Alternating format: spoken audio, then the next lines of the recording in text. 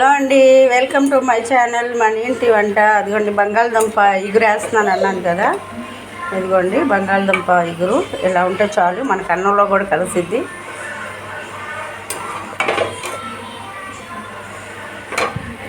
ఇద్దరు మనుషులకి కొంచెం పెద్ద బంగాళదుంప, ఇంత బంగాళదుంపలు అయితే చాలండి. చక్కగా ఇద్దరు మనిషికి కూర అయిపోతుంది. ఒక ఉల్లిపాయ వేసుకొని తాలింపు గింజలు ఇష్టం ఎన్ని రోజులు వేసుకోవచ్చు అండి. నేనైతే జీలకర్ర చిన్నులపాయ వేస్తాను.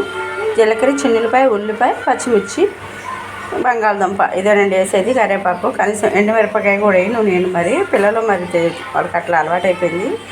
అట్లాగే ఇది అయిపోయిందండి. చూడండి, అన్నీ మనం నిమిషంలో ఉడకపెట్టుకుంటాం కదా. ఇంత కూర 5 నిమిషాల్లోనే అయిపోద్దండి, మనం ఏం ఉడకపెట్టుకున్నా సరే. మీరు కూడా ఇలాగే చేస్తారా బంగాళదుంప కూర? బంగాళదుంప కూర చాలా రకాలుగా చేసుకోవచ్చండి. ఇప్పుడు ఇలాగే ఉన్న దాంట్లో 2-3 కోడిగుడ్లు పొరుటు వేసామంటే కోడిగుడ్డు బంగాళదుంప ఎగురైపోతుందండి. మెంతు కూర వేసుకోవచ్చు, మనం ఎన్ని రకాలైనా వేసుకొని వండుకోవచ్చు. బంగాళదుంప వండాలే కానీ ఒకసారి మీరు కూడా ఒక్కొక్క రకం ట్రై చేసి చూడండి, బాగుంటుంది.